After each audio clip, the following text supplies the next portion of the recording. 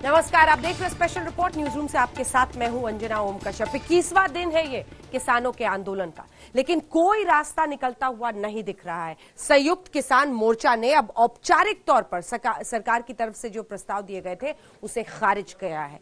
किसान संगठनों का अब जोर इस बात पर है, संशोधन नहीं, हर हाल में बिल रद्द हो, तीनों ही कृषि कानून रद्द हो। और ये भी कहा उन्होंने कि हमारे आंदोलन को बदनाम ना करें।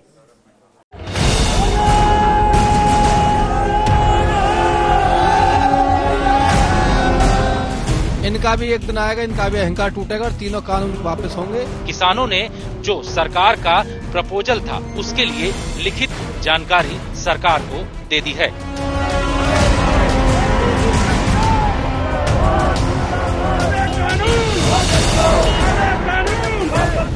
एक ही तरीका रहेगा हमारे पास, तो या तो हम गोली खाओ, हम गोली तो हटा दो, और नहीं हमारी बात मान लो, दो ही रास्ते हैं। कोर्ट उनको अपनी बात कहने के लिए बुलाएगी तो वो भी अपनी बात रखेंगे।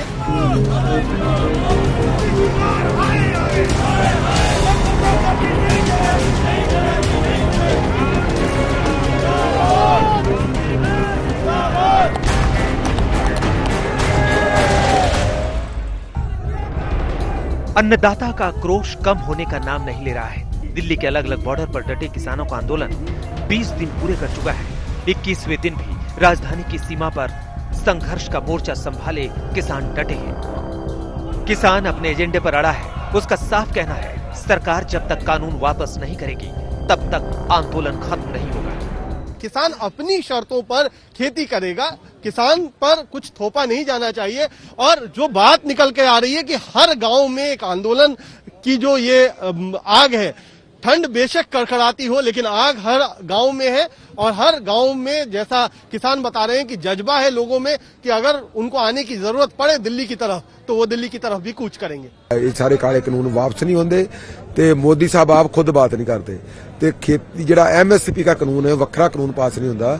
असी बिल्कुलों बात इन्हां के थलड़े अधिकारियों से या मंत्रियों से नहीं करें। सरकार के गले में घंटी आ रही, खाओगा जिम मरेगा, नहीं खाओगा जिम मरेगा। अगर किसान की समस्या मान ली तो बचेगा, और जो नहीं, इस आंदोलन को एक ही तरीका रहेगा हमारे पास, तो या तो हम गोली खाओगे, हम गोली तो हटा दो, और नहीं हमारी बात मान लो, दो ही रास्ते रहेंगे। किसानों ने इसी जिद का सबूत केंद्र सरकार को भेजे अपने जवाब से दिया। किसानों ने सरकार को चिट्ठी लिखकर कृषि कानूनों में संशोधन के प्रस्ताव को ठुकरा दिया। संयुक्त किसान मोर्चा के दर्शन पाल ने कृषि मंत्रालय के संयुक्त सचिव विवेक अग्रवाल को भेजी चिट्ठी में लिखा। चिट्ठी में संयुक्त किसान मोर्चा की तरफ से सरकार को औपचारिक रूप से जानकारी दी गई है। किसानों ने सरकार के संशोधन प्रस्ताव को नकार दिया है। सरकार को भेजी चिट्ठी में संयुक्त किसान मोर्चा ने इसका जवाब देते हुए कहा कि सरकार से जो प्रस्ताव मिला था वो उनके मौखिक प्रस्ताव का ही लिखित प्रारूप था। संयुक्त किसान मोर्चा के मुताबिक किसान नेता पहले ही विभिन्न दौर की बातचीत में अपना नजरिया मौखिक तौर पर सामने रख चुके थे, इसलिए लिखित जवाब नहीं दिया। मोर्चे ने कहा सरकार आंदोलन को बदनाम न करे। मोर्चे ने दूसरे किसान संगठनों से समानांतर वार्ता पर भी नाराजगी जताई है। किसानों ने ये कहा है कि जो किसानों का आंदोलन अलग अलग जगहों पर चल रहा है उसको लेकर के सरकार दूसरे किसान संगठनों से बात करके बदनाम न करे। अब इस तरीके की बातें किसानों की तरफ से कही जाने लगी हैं। दरअसल सरकार की तरफ से बार बार कहा जा रहा था कि उनके लिखित प्रस्ताव का किसानों की तरफ से कोई औपचारिक जवाब नहीं मिला है, जिसके बाद किसानों की तरफ से ये जवाब सरकार को दिया गया है। अभी हम लोगों ने कहा है कि बातचीत करने के लिए तैयार हैं। उनका प्रस्ताव आएगा तो निश्चित रूप से सरकार बातचीत करेगी। अब किसानों ने सरकार के प्रस्ताव को ठुकरा दिया है, जिससे संकट वहीं का वहीं खड़ा है। इस बीच किसानों ने अपने आंदोलन को भी तेज करने के संकेत दिए हैं। 24 घंटे में तीसरी बार दिल्ली नोएडा को जोड़ने वाले चिल्ला बॉर्डर को किसानों ने बंद कर दिया। यहाँ किसान भी आंदोलन इस वक्त दिल्ली में कई जगहों पर बॉर्डर पर कर रहे हैं। मैं चिल्ला बॉर्डर पर मौजूद हूँ। यहाँ पर आपको दिखाना चाहेंगे जो किसान हैं वो अलाव का सहारा लेकर के यहाँ पर सिर्फ और सिर्फ अपना आंदोलन कर रहे हैं। ऐसे ही हालात दिल्ली के दूसरे बॉर्डर पर हैं। किसान ठान कर बैठे हैं कि कानून रद्द करने के अलावा किसी भी प्रस्ताव पर उनका जवाब ना ही होगा। ऐसे में सरकार दूसरे रास्तों से आंदोलन खत्म कराने की कोशिश कर रही है। वहीं इस मामले में सुप्रीम कोर्ट की भी एंट्री हो गई है। दिल्ली से अरविंद ओझा और जितेंद्र बहादुर सिंह के साथ आज तक ब्यूरो। आज सुप्रीम कोर्ट में भी किसान आंदोलन का मामला पहुंचा। 2 जनहित याचिकाओं पर सुनवाई करते हुए सुप्रीम कोर्ट ने नाम मांगा है उन किसान संगठनों का जो रास्ता रोक रहे हैं, और साथ ही सुप्रीम कोर्ट ने यह भी कहा है कि सरकार एक कमेटी बनाए किसानों के साथ हल की तरफ आगे बढ़े।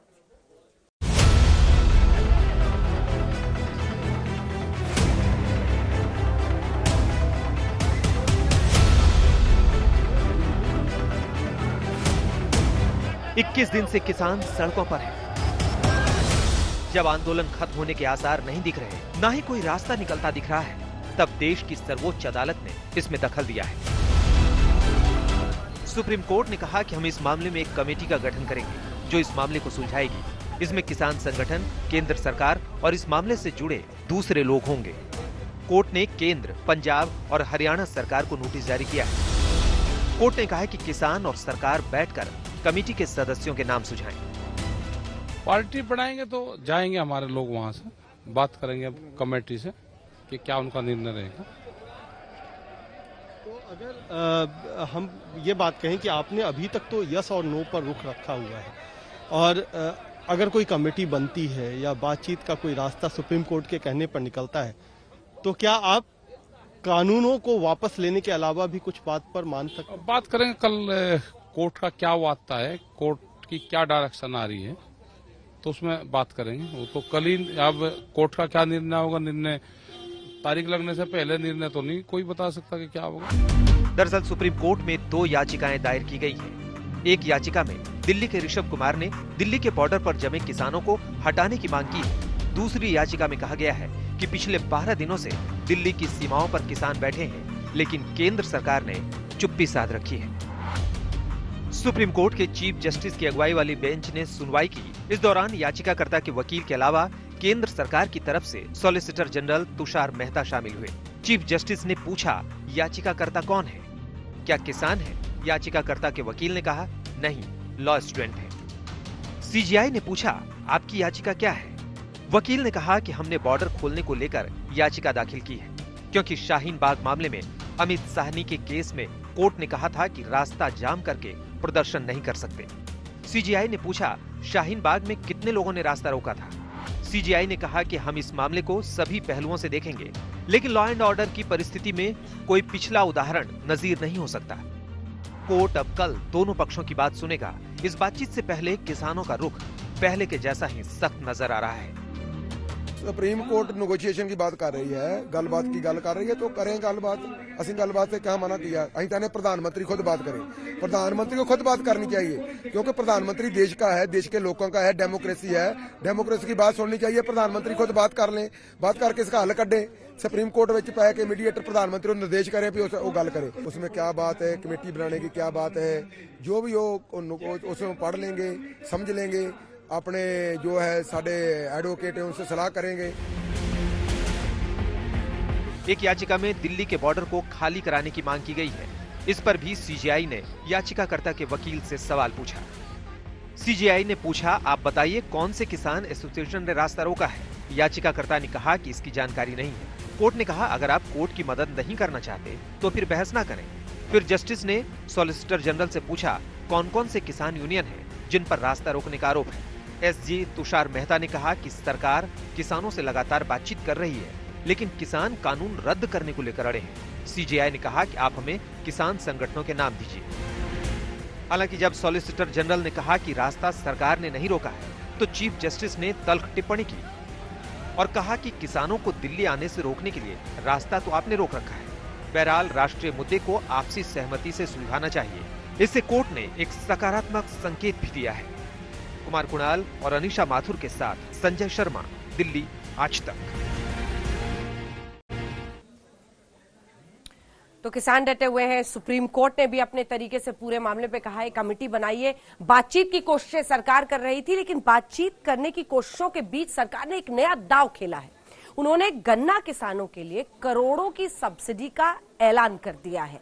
माना यही जा रहा है कि सरकार की कोशिश ये है कि इससे खुश होकर यूपी उत्तराखंड के जो किसान हैं वो आंदोलन वापस ले सकते हैं।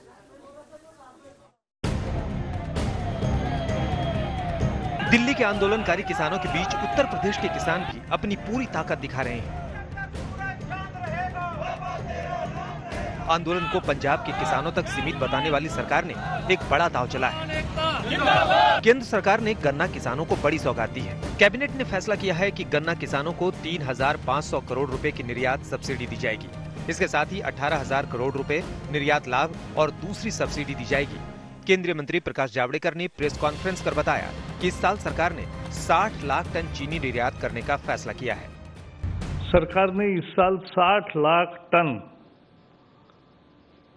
चीनी निर्यात करने का निर्णय किया है, निर्यात को सब्सिडी देने का निर्णय किया है। ये सब्सिडी सीधे किसान के खाते में जाएगी, लेकिन किसान के लिए खुशखबरी वो है कि जो प्रत्यक्ष निर्यात होगा, वो निर्यात का जो मूल्य मिलेगा वो भी किसान के खाते में जाएगा। जाहिर तौर पर इसका फायदा उत्तर प्रदेश और उत्तराखंड के किसानों को मिलेगा। वजह ये कि ज्यादातर गन्ना किसान इन दोनों राज्यों में है। माना जा रहा है कि सरकार यूपी और उत्तराखंड के किसानों को खुश कर किसान आंदोलन से उन्हें दूर करना चाहती है। यूपी के किसान आंदोलन से पीछे हटे तो सरकार का काम आसान हो जाएगा। सरकार लगातार तीनों कानूनों को किसानों के हक में बता रही है। एमएसपी की दरों को लेकर, क्योंकि माननीय मोदी जी ने जिस तरह से एमएसपी को लाभकारी बनाया है, और उसके बाद में मुझे नहीं लगता कि कोई संदेह बचा है कि सरकार एमएसपी किसान को मिले, उसका अधिकार उसको मिले, उसके लिए और कृषि क्षेत्र लाभकारी बने, इसके लिए प्रतिबद्ध है। और माननीय मोदी जी की नीति और नीयत में कम से कम देश में कोई संदेह नहीं कर सकता। गन्ना किसानों के सब्सिडी का ऐलान करने के साथ ही सरकार ने कहा कि इस फैसले से 5 करोड़ किसानों और 5 लाख मजदूरों को सीधा फायदा होगा। आपको बता दें कि दिल्ली के बॉर्डर पर डेरा जमाए किसानों में यूपी के किसान शामिल हैं। यूपी के किसानों ने दिल्ली नोएडा का रास्ता बंद कर रखा है। वहीं गाजियाबाद से दिल्ली के रास्ते पर भी डटे हुए हैं। इनमें से ज्यादातर किसान भारतीय किसान यूनियन के हैं। इनके नेता हैं राकेश टिकैत, जो किसान नेता महेंद्र सिंह टिकैत के बेटे हैं। सरकार के साथ बातचीत में शामिल टिकैत का रुख भी अब तक बेहद सख्त रहा है। आप यहाँ से वहाँ नहीं जा रहे, सरकार वहाँ से यहाँ नहीं आ रही, तो ये अब आगे कहाँ जा रहा है? आगे तो कहीं नहीं जा रहे, सींग फंस गए भाई। कोई बीच में आ जाए, बीच वो चाहो करवा दे। ऐसे तेवर को नरम करने और किसानों के आंदोलन को शांत करने में सरकार जुटी है। गन्ना किसानों को सब्सिडी देने का ऐलान उसी दिशा में एक बड़ा कदम साबित हो सकता है। आज तक ब्यूरो। इधर दिल्ली और दिल्ली की सीमाओं में बवाल है किसानों को लेकर। जबरदस्त तरीके से घेराव है पूरी राजधानी का। और कृषि मंत्री नरेंद्र तोमर पहुंचे ग्वालियर। वहां जाकर उन्होंने फिर वही बात कही। विपक्ष किसानों को बरगला रहा है। उन्होंने ये भी कहा कि ये पूरा आंदोलन पंजाब के किसानों तक ही सीमित है।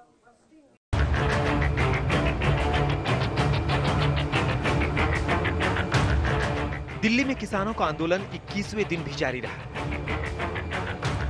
6 दौर की बातचीत कर चुके कृषि मंत्री नरेंद्र सिंह तोमर इस दौरान कई किसान संगठनों से मिल चुके हैं, जिन्होंने केंद्र को तीनों कृषि कानूनों का समर्थन किया है। इन सब के बीच नरेंद्र सिंह तोमर अपने गृह राज्य मध्य प्रदेश पहुंचे, जहां के अलग अलग शहरों में कृषि कानूनों के समर्थन में किसान सम्मेलन आयोजित किया जा रहा है। नरेंद्र सिंह तोमर ने ग्वालियर में ऐसे ही एक किसान सम्मेलन से आंदोलनकारी किसानों को सीधा संदेश दिया। तोमर ने विपक्ष पर किसानों को गुमराह करने को लेकर निशाना साधा और कहा कि पंजाब के किसानों को भड़काया जा रहा है। जब देश के एक कोने में पंजाब राज्य के किसानों को गुमराह करने की कोशिश की जा रही है, उनमें भ्रम पैदा करने की कोशिश की जा रही है, उनको आंदोलित करने का प्रयास किया जा रहा है, लेकिन दुर्भाग्य के साथ कहना पड़ता है, देश का एक क्षेत्र पंजाब का सूबा, जहां कुछ लोगों ने किसानों के भीतर गलतफहमियां क्रिएट कर दी हैं। अब किसान आंदोलन के लिए आ खड़े हुए। भारत सरकार किसान के प्रति संवेदनशील है। ग्वालियर ही नहीं, भोपाल, रीवा, सागर और उज्जैन जैसे शहरों में किसान सम्मेलन आयोजित हुए, जहां किसानों ने तीनों नए कृषि कानूनों के समर्थन में अपनी मौजूदगी दर्ज कराई। रीवा में मुख्यमंत्री शिवराज सिंह चौहान ने खुद किसानों को तीनों कृषि कानूनों के फायदे बताने का जिम्मा संभाला। मेरी मर्जी में खेत में बेचूं, मेरी मर्जी में मंडी में बेचूं, तुम कौन बीच में होते हो? जबरदस्ती बिचौलियों के बीच काय को ले जाते हो? अगर कोई सीधे सीधे खरीद रहा है और मुझे पैसा दे रहा है, तुम्हें कौन सी आपत्ति है भाई? कानून में यही है मेरे बहनों और भाइयों, मंडी बंद नहीं होगी, ये झूठी बात कर रहे हैं। मंडी बंद हो जाएगी, ये शिवराज सिंह चौहान कह रहा है। किसी भी कीमत पर मंडियां बंद नहीं होगी, मंडियां चालू रहेंगी, चालू रहेंगी, चालू रहेंगी। शिवराज सिंह चौहान लगातार मध्य प्रदेश के किसानों के बीच जाकर उन्हें समझाने की कोशिश कर रहे हैं कि ये कानून उनके हित में है। वहीं कानून मंत्री रविशंकर प्रसाद ने बिहार का दौरा कर किसानों में कृषि कानूनों को लेकर संदेह को साफ किया। इस कानून के बारे में सही से समझाएंगे। ये कानून किसानों के हित में है, जैसा कि माननीय अध्यक्ष जी ने बताया विस्तार से, और हमने मीटिंग में बताया। नरेंद्र मोदी जी की सरकार किसानों और किसानी के विकास के लिए समर्पित है। 1 लाख करोड़ रुपया दिया है हम लोगों ने 10 करोड़ किसानों को किसान सम्मान निधि में। बाकी फसल, बाकी बीज, इनपुट कॉस्ट, ये आपने देखा हो। इधर दिल्ली में केंद्रीय कृषि मंत्री नरेंद्र सिंह तोमर लगातार अलग अलग किसान संगठनों से भी मिल रहे हैं। ये ऐसे संगठन हैं जो तीनों कानूनों का समर्थन कर रहे हैं। पिछले कुछ दिनों में नरेंद्र सिंह तोमर हरियाणा, यूपी और उत्तराखंड के किसान संगठनों से मिल चुके हैं, जिन्होंने कृषि कानूनों का समर्थन किया है। उत्तराखंड के 100 किसानों ने उनसे मुलाकात कर कृषि कानूनों को अपना समर्थन दिया। इससे पहले कृषि मंत्री तेलंगाना, महाराष्ट्र, हरियाणा, तमिलनाडु और बिहार के किसानों से भी मिल चुके हैं। सरकार चाहती है कि किसानों के आंदोलन का शांतिपूर्ण हल जल्द से जल्द निकल जाए। प्रधानमंत्री नरेंद्र मोदी ने कच्छ में किसानों से मुलाकात कर यही संदेश दिया। वहीं केंद्रीय मंत्री और बीजेपी शासित राज्य के मुख्यमंत्री भी किसानों को तीनों कानूनों पर विश्वास में लेने में जुट गए हैं। आज तक ब्यूरो। तो कृषि मंत्री राज्य राज्य पहुंच रहे हैं। मध्य प्रदेश की ये तस्वीरें, ये पूरी आपने देखी खबर। अब आइए आपको सुनाते हैं कि वहां पर जाकर तो कह रहे कि पंजाब के किसान हैं जो इस पूरे बिल की वजह से नाराज हैं, लेकिन यहाँ तो उत्तर प्रदेश के किसान नेता राकेश टिकैत, वो सुनिए क्या कह रहे हैं। जिस तरीके से सुनवाई शुरू हुई और कहा गया कि आप लोगों ने रास्ता रोक रखा है केंद्र सरकार की तरफ से, उसमें आपको भी अब पार्टी बनाने की बात है किसान यूनियनों को, किस तरीके से? पार्टी बनाएंगे तो जाएंगे हमारे लोग वहां से, बात करेंगे अब कमेटी से कि क्या उनका निर्णय रहेगा। तो अगर हम ये बात कहें कि आपने अभी तक तो यस और नो पर रुख रखा हुआ है, और अगर कोई कमेटी बनती है या बातचीत का कोई रास्ता सुप्रीम कोर्ट के कहने पर निकलता है, तो क्या आप कानूनों को वापस लेने के अलावा भी कुछ बात पर मान सकते? बात करेंगे कल कोर्ट का क्या आता है, कोर्ट की क्या डायरेक्शन आ रही है, तो उसमें बात करेंगे। वो तो कल ही, अब कोर्ट का क्या निर्णय होगा, निर्णय तारीख लगने से पहले निर्णय तो नहीं कोई बता सकता कि क्या होगा।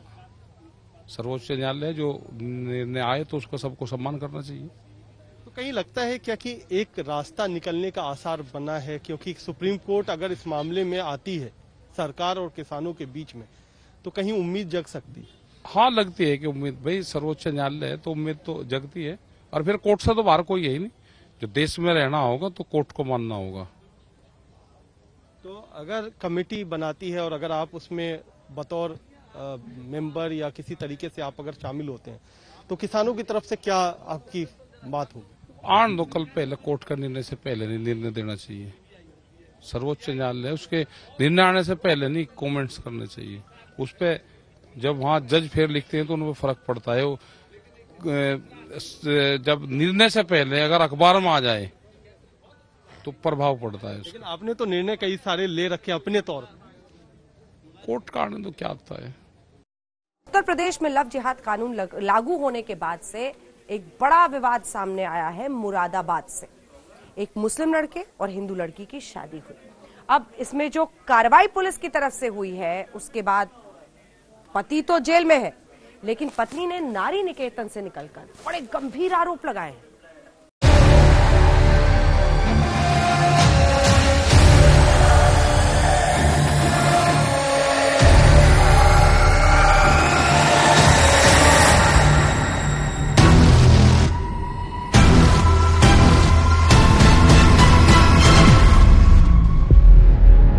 यूपी में लव जिहाद कानून के एक्शन पर उठा सवाल। अपनी मर्जी से शादी करी है, कहाँ करी है, लड़के को जानती थी, कास्ट क्या है, मैंने कहा हम जानते थे, उसकी कास्ट को जानते थे, सब कुछ जानते थे, अपनी मर्जी से करा है सब। मुरादाबाद की एक पीड़िता ने लगाए सनसनीखेज आरोप। अपनी मर्जी से करी थी शादी। 24 जुलाई को मैंने शादी करी थी, 6वां महीना चल रहा है मेरी शादी को, देहरादून में करी थी शादी मैंने। मैं चाहती हूँ कानून से कि मेरा पति और मेरे जेठ घर पे ला दी जाए। पहले पति पत्नी को अलग किया, फिर हुआ गर्भपात। मैं नारी केतन 5 तारीख की 2:30 बजे गई थी रात को। मेरे को वहाँ पर टॉर्चर भी करा गया है। ज्यादा तबीयत खराब होने पे मुझे हॉस्पिटल लेके गए थे और उसके बाद मुझे डॉक्टरों ने इंजेक्शन लगाए तो मेरा मिसकैरेज भी हो चुका है। पति को भेजा जेल और पत्नी को नारी निकेतन। मैं चाहती हूँ कानून से कि मेरा हस्बैंड और मेरा जेठ भी मेरे पास ला दी। पीड़िता ने कहा उसे बुरी तरह से टॉर्चर किया गया। सर डांटती है, अगर कोई कह देता है दवाई को तो देती नहीं है, उनको टॉर्चर करती है, तुम ड्रामा कर रही हो।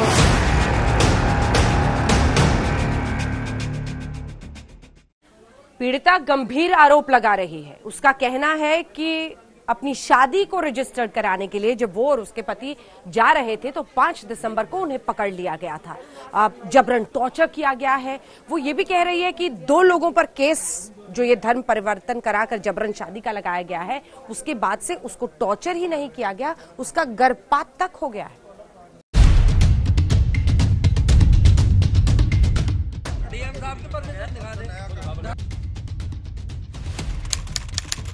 28 नवंबर 2020 यूपी में लागू हुआ धर्मांतरण विरोधी कानून।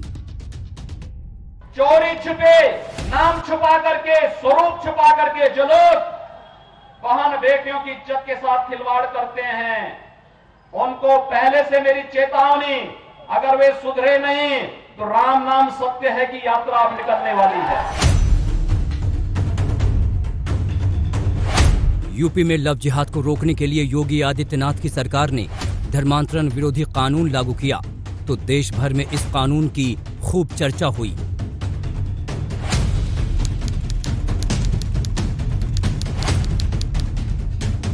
पांच दिसंबर को यूपी के मुरादाबाद की कांठ तहसील में एक पति पत्नी अपनी शादी का रजिस्ट्रेशन करवाने पहुंचते हैं।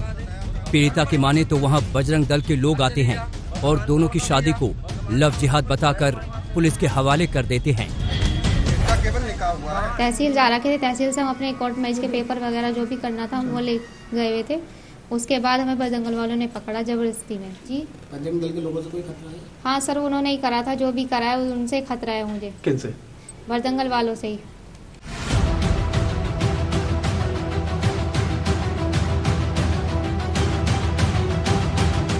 और यहीं से शुरू होता है एक बड़ा विवाद एक मुस्लिम लड़के और एक हिंदू लड़की की शादी को लेकर। लड़की कह रही है कि उसने अपनी मर्जी से शादी की है, उसका कोई जबरन धर्म परिवर्तन नहीं करवाया गया है। उसकी मां शादी के खिलाफ थी और बजरंग दल वालों ने जबरन उनके खिलाफ मुकदमा दर्ज करवाया।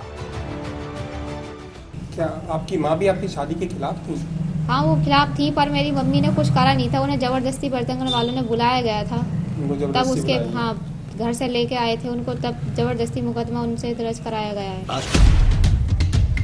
5 दिसंबर को पुलिस पीड़िता को नारी निकेतन भेज देती है, जबकि 6 दिसंबर को उसके पति और जेठ को जेल भेज दिया जाता है। बिजनौर निवासी श्रीमती बाला देवी जी के द्वारा एक FIR कांठ थाने पर पंजीकृत कराया गया था, जिसमें उन्होंने ये बताया था कि उनकी लड़की को 2 लड़के धर्म परिवर्तन कराकर शादी करने की नीयत से ले गए। मौके पे वो थाने आई थी और उन्होंने एक कॉग्निजेबल ऑफेंस से रिलेटेड एक तहरीर दी, जिस पे FIR पंजीकृत हुआ और जो दोनों अक्यूज्ड को लेकर के आई थी उनका जुडिशियल रिमांड लिया गया था प्रारंभिक जो साक्ष्य मिले थे वादी के बयान के बाद। उसके बाद जो लड़की थी उनको उनकी सुरक्षा के मद्देनज़र और कॉम्पिटेंट प्राधिकारी की अनुमति से उनको नारी निकेतन में रखा गया था। पुलिस कह रही है कि उनके पास जबरन धर्म परिवर्तन कराकर शादी का मुकदमा दर्ज करवाया गया था, लेकिन लड़की इससे आगे भी और सनसनीखेज आरोप लगा रही है। जी हां, लड़की का आरोप है कि वो गर्भवती थी और उसका गर्भपात भी कराया गया। मैं नारी केतन 5 तारीख की 2:30 बजे गई थी रात को। सर रात मेरे को वहाँ पे टॉर्चर भी करा गया है। 3 दिन से अचानक से मेरे पेट में दर्द हुआ नारीकेतन में, उन्होंने मुझे दिखाया नहीं। फिर ज़्यादा तबीयत खराब होने पे मुझे हॉस्पिटल लेके गए वे और उसके बाद मुझे डॉक्टरों ने इंजेक्शन लगाए। उसके बाद फिर मेरी ब्लीडिंग बहुत ज़्यादा होने लगी और उन्होंने मेरे को दवाई इंजेक्शन दिए। कल मेरे कोर्ट में बयान होने थे, उसके बाद मेरी फिर तबीयत खराब हुई, उन्होंने इंजेक्शन लगाए तो मेरा मिसकैरेज भी हो चुका है। और अल्ट्रासाउंड पहले तो सही था पर मेरे को इंजेक्शन लगाए गए तो उसमें मिसकैरेज हो चुका है मेरा और मैं रात आई हूँ। वैसे कानून ने मेरी मदद करी है, मैं चाहती हूँ कानून से कि मेरा हस्बैंड और मेरा जेठ भी मेरे पास ला दी जाए। आज हम आपको दिखाएंगे कि क्या मुरादाबाद के इस जोड़े पर धर्मांतरण कानून लागू होता है, लेकिन उससे पहले आपको दिखाते हैं कि लड़की के गर्भपात के आरोपों पर मुरादाबाद की मेडिकल ऑफिसर क्या बोल रही हैं। तो हमने अभी ये जो अल्ट्रासाउंड कराया था 14 तारीख को, 7 वीक्स 5 डेज के अराउंड, और लेकिन उसमें फीटल हार्ट हमको नजर नहीं आ रही थी। तो उसमें जो हमारे अल्ट्रासोनोलॉजिस्ट है उन्होंने एडवाइस किया कि तो उसके लिए फिर हम लोगों ने उसको मेरठ रेफर किया और भी फर्दर की और जो बेटर ट्रीटमेंट हो सकता है उस सब के लिए हमने उसको मेरठ रेफर किया। तो वो अपना दस्तखत करके अपना लेके गए कि हम जो है अपने वाहन से लेके जा रहे हैं। तो सुना आपने, मुरादाबाद की सीएसएस जो फिलहाल सीएमओ का कार्यभार भी संभाल रही हैं, वो कहती हैं कि जब पीड़िता उनके पास आई तो उसके गर्भ में बच्चे की धड़कनें नहीं चल रही थीं और इसलिए उन्होंने पीड़िता को मेरठ के लिए रेफर किया था। बजरंग दल के कार्यकर्ताओं के हंगामे के बाद कांठ थाने में ही राशिद और उसके भाई के खिलाफ एफआईआर दर्ज कर ली गई। दोनों को जेल भेज दिया गया, जब शेल्टर होम भेज दिया गया, जहां पर आरोप लगाया कि उसका गर्भपात हो गया है, इलाज के दौरान उसे गलत इंजेक्शन लगाया गया है। आज तक ने जिला अस्पताल के सीएमओ से बात की, उनका कहना है कि के गर्भ में बच्चा तो था लेकिन उसकी धड़कन नहीं चल रही थी, इसलिए हमने आगे की जांच के लिए उसे मेरठ भेज दिया था। जबकि पीड़िता आरोप लगाती हैं कि वो पहले सही थी, लेकिन जब उसे इंजेक्शन दिया गया तो उसको दिक्कत शुरू हो गई। हाँ, मेरे को इंजेक्शन लगाए गए थे, उसके बाद उसी से मेरे को ब्लीडिंग बहुत ज्यादा होने लगी थी, तभी हुआ है, उससे पहले नहीं हुआ था मेरे। इंजेक्शन कब लगे थे आपके?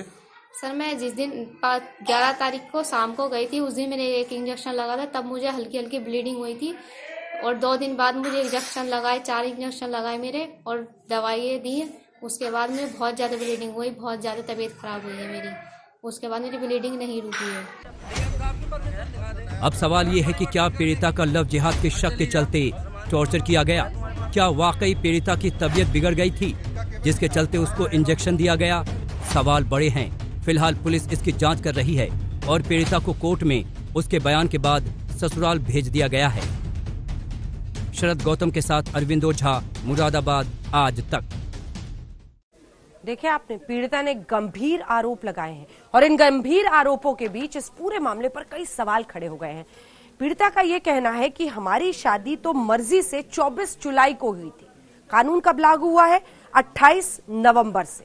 तो फिर ये कार्रवाई क्या बजरंग दल के दबाव में किया गया? ये आरोप है पीड़िता का।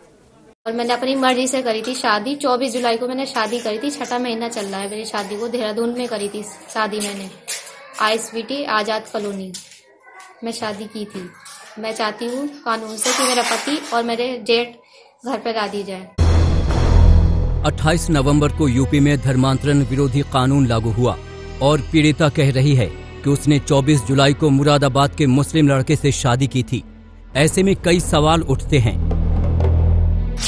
क्या पुलिस को शादी की तारीख पता नहीं थी? क्या पुलिस ने बजरंग दल के दबाव में FIR दर्ज की? क्या पीड़िता और उसके पति ने कानून का उल्लंघन किया? आगे जब इन्वेस्टिगेशन शुरू हुई तो जो लड़की थी उनकी उम्र 22 साल निकल के आई, उनके डॉक्यूमेंट्स वेरीफाई किए गए, वो मेजर थी।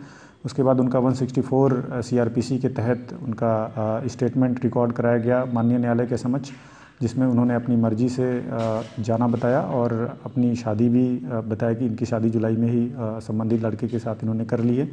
धर्म परिवर्तन करना भी अपनी मर्जी से बताया और उसके बाद इन्होंने अपने ससुराल में जाने के लिए इच्छा जाहिर की। पुलिस के सामने भी इन्होंने ये चीज़ कहा कि अपने ससुराल जाना चाहती हैं। पुलिस के द्वारा जो इनके ससुराल के अन्य मेंबर थे उनको सुपुर्द किया गया। सवाल ये भी है कि अगर शादी धर्मांतरण कानून के लागू होने से पहले हुई थी तो क्या मैरिज रजिस्ट्रेशन कराने पहुंचे इस जोड़े पर ये कानून लागू होता है? ये जांच का विषय है। साल 2020 में गृह मंत्रालय ने देश के टॉप 10 थानों की सूची जारी की है, जिसमें से 8वें नंबर पर है मुरादाबाद का ये कांठ पुलिस स्टेशन। जाहिर है अपने प्रदर्शन की वजह से ये टॉप 10 में शुमार हुआ, लेकिन अब इसी थाने पर सवाल उठने लगे हैं। जिस तरीके से राशिद और उसके भाई पर मुकदमा दर्ज किया गया, वो भी बजरंग दल के कार्यकर्ताओं के दबाव में, उससे प्रशासन पर कई सवाल खड़े होते हैं। पीड़िता का साफ साफ कहना है कि उसने ये शादी अपनी मर्जी से की है, उस पर किसी तरह का कोई दबाव नहीं बनाया गया था।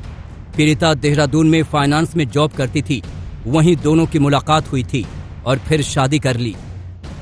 देहरादून में मैं 5 साल से देहरादून में रहती हूँ, पढ़ाई करती हूँ, जॉब वहीं पे करती हूँ। राशिद से मुलाकात मेरी वहीं पे हुई थी देहरादून में, बहुत अच्छे से जानती हूँ। कोर्ट में पीड़िता के बयान और विवाद बढ़ने पर पुलिस और प्रशासन ने पीड़िता को नारी निकेतन से उसके ससुराल भेज दिया है, लेकिन पीड़िता कह रही है कि उसके सारे कागज नारी निकेतन में हैं, उन्हें वापस किया जाए। नारी निकेतन में मेरे डॉक्यूमेंट्स ओरिजिनल, सर मैंने डॉक्यूमेंट्स चाहती हूँ कि मेरे डॉक्यूमेंट्स मेरे सारे वापस आ जाएं और थाने में भी मेरे डॉक्यूमेंट्स हैं। अभी मेरे पास कोई पेपर नहीं है, मार्कशीट वगैरह सब कुछ, शादी के निकाह के पेपर भी सब वहीं जमा है। मेरे पास कुछ नहीं है अभी डॉक्यूमेंट्स, मेरे डॉक्यूमेंट्स मिल जाने चाहिए। लेकिन मुरादाबाद के इस केस पर बवाल बढ़ गया है। अगर लड़की के दावों में दम है तो ये गहन जांच का विषय है। शरद गौतम के साथ अरविंद ओझा, मुरादाबाद, आज तक।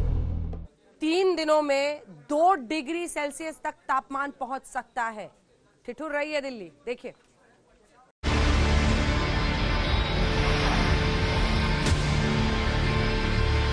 पहाड़ों पर बर्फबारी हो रही है और मैदानों में ठिठुरन बढ़ रही है। दिल्ली में पारा 4 डिग्री तक लुढ़क गया है, लेकिन मौसम विभाग दिल्ली वालों को अलर्ट कर रहा है कि अगले 2 से 3 दिनों में दिल्ली में पारा 2 डिग्री तक पहुंच सकता है। लेकिन इस कड़ाके की ठंड में उन किसानों का सोचिए जो खुले आसमान के नीचे अपनी रातें गुजार रहे हैं। जी हां, दिल्ली में आंदोलन कर रहे किसानों के लिए ये ठंड बेहद घातक हो सकती है। सिंघू बॉर्डर पर क्या हालात है, हम आपको यहाँ की तस्वीरें दिखाते हैं। खुले टेंट में हम आपको दिखाते हैं। सामने आप देख सकते हैं टेंट चारों तरफ से, सिर्फ ऊपर से कवर है, सामने आप देखिए, और नीचे जो किसान आए हैं तमाम हिस्सों से वो यहाँ पर लेटे हुए हैं रात के वक्त। दूसरी तरफ हम आपको दिखाते हैं, आप यहाँ देखिए, दूसरी तरफ ये टेंट भी कपड़े का टेंट है। जिस तरीके का ये मौसम है, बेहद सर्द रात है ये। ऐसे में आप देखिए यहाँ पर किस तरीके से किसान यहाँ पर सो रहे हैं, रात गुजार रहे हैं, और इन किसानों का कहना है कि ये इसी तरीके से डटे रहेंगे, चाहे मौसम कैसा भी हो, कितनी भी ठंडी पड़े, बरसात हो, ये लोग पूरी रात पूरे दिन इसी तरीके से डटे रहेंगे। और कृषि बिल के खिलाफ जो आंदोलन यहाँ पर चल रहा है, वो जब तक इनकी बातें मांगी नहीं जाती, जब तक इनकी मांगे मानी नहीं जाती, वो इसी तरीके से ये लोग अपना प्रदर्शन जारी रखेंगे। दिल्ली में सिंघू बॉर्डर, गाजीपुर बॉर्डर और टिकरी बॉर्डर पर किसान रात दिन डटे हुए हैं। सरकार ठंड में किसानों के आंदोलन को लेकर चिंता जाहिर कर चुकी है। हिमांशु मिश्रा, सिंघू बॉर्डर, दिल्ली, आज तक। स्पेशल रिपोर्ट में इतना ही। देश दुनिया की बाकी खबरों के लिए आप देखते रहिए आज तक।